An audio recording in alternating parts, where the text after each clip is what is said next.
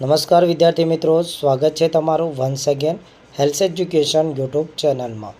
વિદ્યાર્થી મિત્રો, આજે લેવાયેલ ધોરણ 4 વિષય ગણિત દ્વિતીય વાર્ષિક પરીક્ષાના પેપરનું સંપૂર્ણ સોલ્યુશન આપણે વિડીયોની અંદર જોઈશું। એ પહેલાં જો તમે મારી યુટ્યુબ ચેનલને હજુ સુધી સબસ્ક્રાઈબ ન કરી હોય તો નીચે બેલ આઇકોન બટનને ઓલ પ્રેસ કરી ચેનલને સબસ્ક્રાઈબ કરી લેવો, એટલે તમને દરેક વિષયના પેપર સોલ્યુશનની નોટિફિકેશન સૌથી પહેલાં તમારા મોબાઈલમાં મળી જાય। તો ચાલો વિદ્યાર્થી મિત્રો, વિડીયોની શરૂઆત કરીશું। જોઈશું અહીંયા ધોરણ 4 ગણિતનું પેપર અને તેનું સોલ્યુશન। પ્રશ્ન નંબર 1, નીચેની ખાલી જગ્યા પૂરો। અડધો ડઝન કેળા બરાબર 6 કેળા। 20ના 5 ગણ્યા તો 20 ગુણ્યા 5 બરાબર 100 થશે। 2 ગાયના 8 પગ તો 8 ગાયના 32 પગ, એટલે કે 8 ચોક 32। બ જોઈશું, કોયડાનો જવાબ આપો। કનુએ બજારમાં વેચવા માટે 1408 પેન્સિલ બનાવી 8 પેન્સિલનું એક પેકેટ બનાવે છે, તો કુલ કેટલા પેકેટ બનાવશે? તો 1408 પેન્સિલ છે ટોટલ, એનું આપણે 8 પેન્સિલનું એક પેકેટ બનાવવાનું છે, તો 1408 ભાગ્યા 8 થશે બરાબર 176 પેકેટ બનશે। એક ઊંટલાડીમાં 450 ઈંટો ભરેલી છે। મીનાએ ઈંટનું વજન 2 કિલોગ્રામ માપ્યું, તો બધી ઈંટોનું વજન કેટલું થશે? તો અહીંયા વિદ્યાર્થી મિત્રો 450 ઈંટો ભરેલી છે, એક ઈંટનું વજન 2 ગ્રામ છે, એટલે કે 2 કિલોગ્રામ છે, તો અહીંયા 450 ઈંટો ગુણ્યા 2 કિલોગ્રામ તેનું વજન, તો ટોટલ 900 કિલોગ્રામ છે એ 450 ઈંટોનું વજન થશે। ત્રીજો પ્રશ્ન છે, એક બિલ્ડિંગમાં 25 ફ્લોર છે અને દરેક ફ્લોર ઉપર 10 ફ્લેટ છે, તો બિલ્ડિંગમાં કુલ ફ્લેટની સંખ્યા કેટલી? તો અહીંયા વિદ્યાર્થી મિત્રો 25 ફ્લોર છે એક બિલ્ડિંગની અંદર અને દરેક ફ્લોર ઉપર 10 ફ્લેટ છે, તો અહીંયા તમે જોઈ શકો છો 25 ગુણ્યા 10 બરાબર 250 ફ્લેટ છે એ આ બિલ્ડિંગમાં હશે। પ્રશ્ન નંબર 2નો અ છે, કોષ્ટક પૂર્ણ કરો ગમે તે એક। પહેલું છે વજન, બમણું વજન અને તેનું અડધું વજન લખવાનું છે। 2 કિલોગ્રામનું બમણું વજન 4 કિલોગ્રામ અને 2 કિલોગ્રામનું અડધું વજન 1 કિલોગ્રામ થશે। 500નું બમણું વજન 1000 ગ્રામ, એટલે કે 1 કિલોગ્રામ થશે અને 500નું અડધું 250 ગ્રામ થશે। 10 કિલોગ્રામનું બમણું 20 કિલોગ્રામ થશે। અહીંયા વિદ્યાર્થી મિત્રો ગ્રામ લખેલું છે, આપણે કિલોગ્રામ એને સમજવું, આપણે નીચે લખી દઈએ છીએ, અને 10 કિલોગ્રામનું અડધું વજન 5 કિલોગ્રામ થશે। બીજો છે કોષ્ટક, વસ્તુનું વજન કરવા માટે તમે કયા એકમનો ઉપયોગ કરશો? ગામ અથવા કિલોગ્રામ? હાથી તો કિલોગ્રામ, દડો ક્રિકેટનો તો ગ્રામ, બોલપેન તો ગ્રામ, કંપાસ બોક્સ તો ગ્રામ, કાર તો કિલોગ્રામ અને સાબુ તો ગ્રામમાં વપરાશે। બ ચીકુનું વજન 2850 ગ્રામ છે, તો 2 કિલોગ્રામ અને 850 ગ્રામ ચીકુનું વજન થશે। યોગ્ય વિકલ્પ પસંદ કરી ખાલી જગ્યા પૂરો। સાયકલનું વજન અંદાજિત, તો જવાબ આવશે ક 9 કિલોગ્રામ। નીચે પૈકી સૌથી ભારે પ્રાણી, તો જવાબ આવશે અ હાથી। આપેલી આકૃતિ પરથી અપૂર્ણાંક લખો। પહેલું છે 4 ભાગમાંથી 1 ભાગ પૂરેલા છે, એટલે કે 1/4। ત્યારબાદ જોશો અહીંયા 4 ભાગમાંથી 3 ભાગ પૂરેલા છે, તો તેનો જવાબ 3/4 આવશે।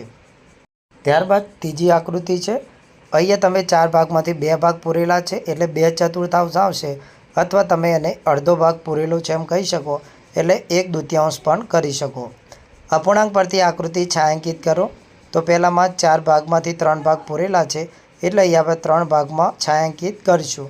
ત્યારબાદ 1/2 છે, એટલે અહીંયા ટોટલ 6 ભાગ છે, એની અંદર આપણે અડધું એટલે કે 1, 2 અને 3 ભાગ છે એને છાંયાંકન કરીશું।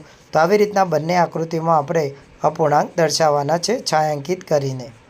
અહીંયા વિદ્યાર્થી મિત્રો પ્રશ્ન 4 અ છે, આકૃતિની હદની લંબાઈ શોધો। 25 મીટર, 40 મીટર, અહીંયા 25 મીટર, તો તમે જુઓ 40 મીટરની સામે કશું નથી લખ્યું, પણ સામે 40 છે તો તેની સામે પણ સરખું છે, એટલે 40 મીટર આવશે। 25 મીટર ટોટલ તમે બાજુ જોઈ શકો છો, 1, 2, 3, 4 અને 5 થશે। અહીંયા ચારે બાજુના માપનો આપણે સરવાળો કરીશું। તો બધી બાજુની હદનો સરવાળો આપણે કરીએ તો 25 મીટર વત્તા 25 મીટર વત્તા 25 મીટર, 3 બાજુ 25, 25, 25 અને 2 બાજુ 40 વત્તા 40 મીટર, તો દરેકનો આપણે સરવાળો કરીશું। તો વિદ્યાર્થી મિત્રો 155 મીટર છે એ એની હદ છે, એની લંબાઈ આવશે। તો અહીંયા આપણે લખીશું 155 મીટર। બીજી આકૃતિ છે, અહીંયા આકૃતિ છે એની તમારે લંબાઈ શોધવાની છે, પરિમિતિ। તો તો અહીંયા આપણે ટોટલ જોઈએ તો 22 ચોરસ છે એ આ જગ્યા રોકે છે એની ફરતે, તો 22 સેન્ટીમીટર તેનો જવાબ આવશે. ત્યારબાદ આપણે ત્રીજો જોઈશું. 3 સરીની લંબાઈ 12 સેન્ટીમીટર, 14 સેન્ટીમીટર, 16 સેન્ટીમીટર છે. જૈમિને એ ત્રણેયનો ઉપયોગ કરીને એક ત્રિકોણ બનાવ્યો છે. તો ત્રિકોણની હદની લંબાઈ શોધો. તો ત્રણેય બાજુના માપનો સરવાળો કરીએ તો 12 સેમી, 14 સેમી વત્તા 16 સેમી. તો અહીંયા ટોટલ જવાબ આવશે વિદ્યાર્થી મિત્રો 6 × 4 10 ને 2 12, વધી પડી 1 આવી 3 ને 1 4, તો 42 સેન્ટીમીટર એનો હદની લંબાઈ રહેશે ત્રિકોણની. આગળ આપણે પ્રશ્ન 4નો બ જોઈશું. 4 સેન્ટીમીટર લંબાઈવાળા ચોરસની હદનું માપ શું થશે? તો ચોરસની એક બાજુનું માપ 4 સેન્ટીમીટર, તો ચારે બાજુના માપનો સરવાળો 4 4 4 બરાબર 16 સેન્ટીમીટર થશે. એક લંબચોરસની લંબાઈ 15 સેમી અને પહોળાઈ 11 સેન્ટીમીટર છે. તો તેની બધી બાજુના માપનો સરવાળો કેટલો થાય? તો લંબચોરસની બધી બાજુના માપનો સરવાળો બરાબર લંબાઈ વત્તા પહોળાઈ કૌંસની બહાર આપણે અહીંયા 2 કરીશું, તો 15 સેન્ટીમીટર વત્તા 11 સેન્ટીમીટર બરાબર તમે જોશો તો 11 અને 15 26 થશે, તો 26 × 2 52 સેન્ટીમીટર જવાબ આવશે. પ્રશ્ન 5 છે અ. પરિકરની મદદથી 3 સેન્ટીમીટર ત્રિજ્યાનું વર્તુળ દોરો. તો અહીંયા વિદ્યાર્થી મિત્રો તમારે પરિકરની મદદથી 3 મીટર સેન્ટીમીટરનું ત્રિજ્યાવાળું વર્તુળ દોરવાનું છે. તો 3 સેન્ટીમીટર અહીંયા આપણે માપ લઈ લઈશું અને ત્યારબાદ આ વર્તુળમાં ત્રિજ્યા છે એને આપણે દર્શાવીશું. ત્યારબાદ બ છે આપેલી આકૃતિને આધારે પ્રશ્નોના જવાબ આપો. કેન્દ્ર, વ્યાસ અને ત્રિજ્યા. તો બિંદુ ઓ શું છે? એ કેન્દ્ર બિંદુ છે. રેખાખંડ AB શું છે? રેખાખંડ AB વ્યાસ છે વર્તુળના કેન્દ્રમાંથી પસાર થતી સૌથી મોટી ત્રિજ્યા. પ્રશ્ન નંબર 6 અ. સંખ્યા આધારિત પેટર્ન પૂર્ણ કરો. 135 તો 200 ઉમેર્યા 335, બીજા 200 535, 200 તો 735, તો 935, બીજામાં આવશે 564, 4 5 8 10 20, તો 29. તો આવી રીતના વિદ્યાર્થી મિત્રો પેટર્ન છે એને આપણે પૂર્ણ કરવાની છે. આકાર આધારિત આપણે પેટર્ન પૂરી કરીશું.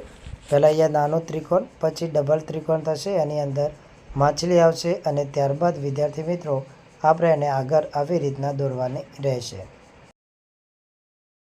અહીંયા તમે જોઈ શકો છો તીર છે સૌથી પહેલાં જમણી બાજુ થાય છે, પછી નીચે જાય છે, પછી ડાબી બાજુ જાય છે. તો લાસ્ટની અંદર અહીંયા વિદ્યાર્થી મિત્રો તીર છે એને આપણે સૌથી ઉપરની બાજુ લઈ જઈશું. તો આવી રીતના પેટર્ન આધારિત આકૃતિ છે એને આપણે પૂર્ણ કરવાની રહેશે. 7નો પ્રશ્ન છે અ. બાળકોની મનપસંદ વાનગીનું કોષ્ટક છે. એના આધારે પ્રશ્નો આપો. કોષ્ટક. વાનગીનું નામ, પસંદ કરતા બાળકોની સંખ્યા. લાડુ તો 100 બાળકો, બરફી 50 બાળકો અને ગુલાબજાંબુ 50. કુલ કેટલા બાળકો છે? તો ટોટલ 200 બાળકો છે. કઈ વાનગી બાળકોને સરખા પ્રમાણમાં પસંદ છે? તો બરફી અને ગુલાબજાંબુ. કુલ બાળકોમાંથી લાડુ પસંદ કરતા બાળકોનું પ્રમાણ કેટલું છે? તો 50%, એટલે કે 1/2 બાળકો છે એ લાડુ પસંદ કરે છે. પહેલા પ્રશ્નનો બ જોઈશું. વર્તુળ આલેખ પરથી પ્રશ્નોના જવાબ આપો. શાળાના વિદ્યાર્થીએ અલગ અલગ મંડળમાં ભાગ લીધો. 200 વિદ્યાર્થીઓ અભ્યાસ કરતા હોય તો નીચે આપેલા પ્રશ્નોના જવાબ આપણે આપવાના છે. આ શાળાના અડધા વિદ્યાર્થીઓ કયા મંડળમાં ભાગ લીધો છે? તો રમતગમત મંડળમાં. અને ચિત્ર મંડળમાં કેટલા બાળકોએ ભાગ લીધેલો છે? તો 50 બાળકોએ ચિત્ર મંડળમાં ભાગ લીધેલો છે. તો વિદ્યાર્થી મિત્રો આ હતું આજનું ધોરણ 4 વિષય ગણિત અને તેના પેપરનું સંપૂર્ણ અને સચોટ સોલ્યુશન. ધોરણ 3 થી 8ના દ્વિતીય સત્રાંત કસોટીના તમામ પેપર સોલ્યુશન મેળવવા માટે હેલ્થ એજ્યુકેશન યુટ્યુબ ચેનલને આજે